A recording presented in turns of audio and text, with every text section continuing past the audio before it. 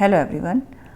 आज की class capital expenditure और रेवेन्यू एक्सपेंडिचर्स के बारे में है।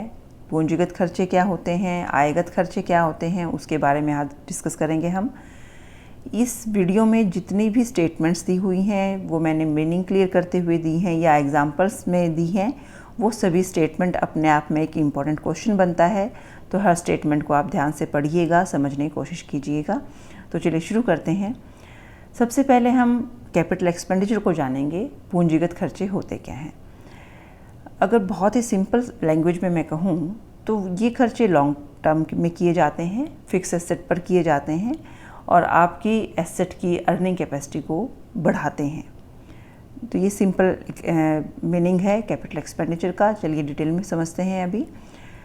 फिक्स एसेट को खरीदने के लिए जो खर्चे किए जाते हैं, फिक्स एसेट के एग्जांपल्स मैंने कुछ ही दिए हैं। Land and building, plant machineries के अलावा भी आपको फिक्स एसेट के एग्जांपल्स पता हैं, वो सभी आप इसमें ध्यान रखिएगा। इससे फिक्स एसेट अकाउंट बढ़ जाता है। देखिए, जब आप कोई भी फिक्स एसेट परचेज करते हैं, एक्वायर करते हैं, तो फिक्स एसेट अकाउंट डेबिट हो जाता है, बढ़ जाता है।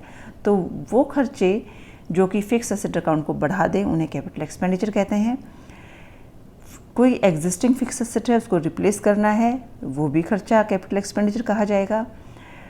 फिक्स एसेट में इम्प्रूवमेंट करनी है, एक्सटेंशन करनी है ताकि उसकी अर्निंग कैपेसिटी बढ़ सके, प्रोडक्टिविटी एग्जिस्टिंग एसेट की बढ़ सके, तो जो खर्चे उसके लिए किए जाएंगे उन्हें हम पूंजीगत खर्चे कहेंगे, कैपिटल एक्सपेंडिचर कहेंगे।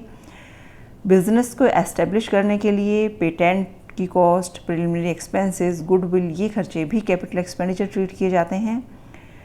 ये एक्सपेंडिचर जो मैंने अभी ये स्टेटमेंट लास्ट में ये लिखी हुई है कि ये एक्सपेंडिचर जो है लॉन्ग टर्म के लिए आपको बेनिफिट देते हैं, इनकम जनरेट करके देते हैं, इसीलिए इन्हें एसेट भी कहा जाता है।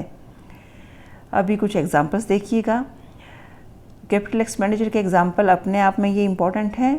अगर आपसे कोई पूछे परचेज ऑफ मशीनरी क्या है, it is capital expenditure. Purchase of land, capital expenditure.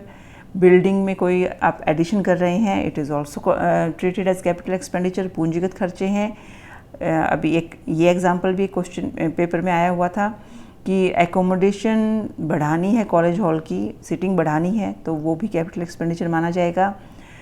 कोई भी एक्सपेंडिचर एसेट को खरीदने से संबंधित हो, उसको बढ़ाने से संबंधित हो, उसको लगाने से संबंधित हो, तो जैसे वेजेस हम वर्कर्स को देते हैं मशीन को लगाने के लिए, मशीन को इधर से उधर ले जाने के लिए जो खर्चे हम करते हैं, या फिर हम ये कहें सेकेंड हैंड मशीनरी को ओवरहॉल करना है, उसका कंप्लीट नवीनीकरण करना है, कंप्लीट चेंज कर देना है बढ़िया से यूज़ करने के लिए, तो वो खर्चे भी आपके कैपिटल एक्सपेंडिचर माने जाएंगे। तो ध्यान दीजिएगा इन एक्सपेंडिचर को। ये हर एक्सपेंडिचर अपने आप में क्वेश्चन है, ठीक है। नाउ रेवेन्यू एक्सपेंडिचर क्या होते हैं, आयगत खर्चे क्या होते हैं। देखिए, बड़ी सिंपल सी भाषा में अगर हम कहें कि जो आपको normally day to day expenses करने होते हैं वो रेवेन्यू एक्सपेंडिचर हैं।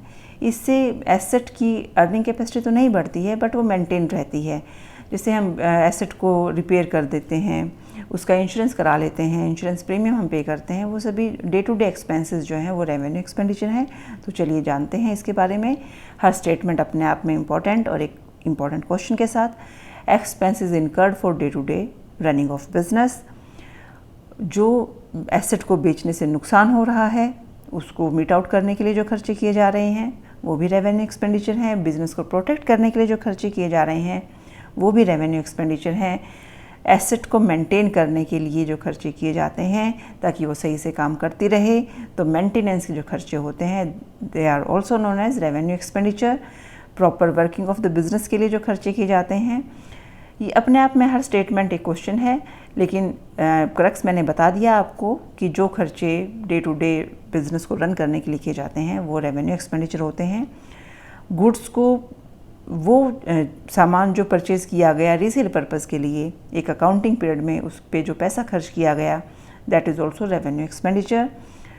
रेवेन्यू एक्सपेंडिचर से क्या होता है, एक्सपेंस अकाउंट बढ़ जाता है। जैसे कि कैपिटल एक्सपेंडिचर से एसेट अकाउंट बढ़ता है, वैसे ही रेवेन्यू एक्सपेंडिचर से एक्सपेंस अकाउंट बढ़ता है।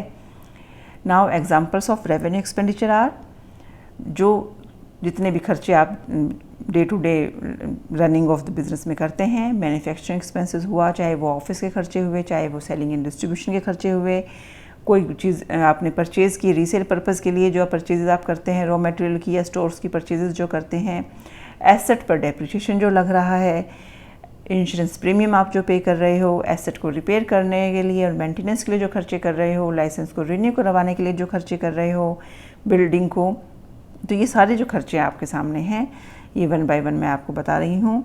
तो ये सभी जो खर्चे हैं ये आपके रेवेन्यू एक्सपेंडिचर कहे जाते हैं। नाउ बिल्डिंग को वाइट वॉश कराने का खर्चा है, चाहे वो लाइसेंस को रिन्यू कराने का खर्चा है, चाहे वो जो वेजेस और सैलरी आप business normal course of business में पे करते हैं, चाहे वो रॉ मटेरियल पर जो खर्च करते हैं, स्टोर्स पर जो खर्च करते हैं, वो कोई भी खर्चे हों जो कि डे टू डे बिज़नेस के लिए ज़रूरी हैं, ये खर्चे रेवेन्यू एक्सपेंडिचर कहे जाते हैं। नाउ अब कुछ इंपॉर्टेंट पॉइंट हैं, ये फिलअप की फॉर्म में आ सकते हैं, फिलिंग द ब्लैंक्स की फॉर्म में आ सकते हैं, MCQs की फॉर्म में आ सकते हैं। सबसे पहले देखिएगा, अगर आपसे पूछा जाए अर्निंग कैपेसिटी को बढ़ाने के लिए, बिज़नेस की अर्निंग कैपेसिटी को बढ़ाने के लिए क्या खर्चा किया जाता है, हम एसेट खरीदते हैं, एसेट लगाते हैं, मशीनरी लगाते हैं, तो ये एक्सपेंडिचर कैपिटल एक्सपेंडिचर होता है। जबकि अर्निंग कैपेसिटी को बनाए रखने के लिए जो खर्चे किए जाते हैं, जो डे टू डे खर्चे होते हैं, that is revenue expenditure, right. The next important point बनता है कि ज़रूरी नहीं कि सारे हैवी एक्सपेंडिचर कैपिटल एक्सपेंडिचर ही हों। अगर ये स्टेटमेंट आ जाती है, a heavy expenditure does not always amount to a capital expenditure, तो ये ट्रू है। कई बार अच्छे भारी भरकम खर्चे हो जाते हैं डे टू डे बिजनेस के लिए, मेंटेनेंस के लिए। नाउ कैपिटल एक्सपेंडिचर से एसेट ज़्यादा वैल्यूएबल बन जाती है, बिल्कुल बन जाती है, उसकी एक्सटेंशन है, उसकी इम्प्रूवमेंट का जो खर्चा है, उसकी यूटिलिटी बढ़ जाती है, तो capital expenditure makes asset more valuable and increases their utility. Now repair पर खर्च करना, मनी स्पेंट ऑन रिपेयर्स, ये सिंपल सी बात है, रेवेन्यू एक्सपेंडिचर। लेकिन जब money spent on repair specifically दे रखा हो to increase the life of an asset, तो that is known as capital expenditure. अब लास्ट जो स्टेटमेंट है, इंपॉर्टेंट पॉइंट है, दैट इज़ कैपिटल एक्सपेंडिचर को कहाँ लिखते हैं हम, बैलेंस शीट में, जबकि रेवेन्यू एक्सपेंडिचर को हम लिखते हैं trading and profit and loss account में, राइट।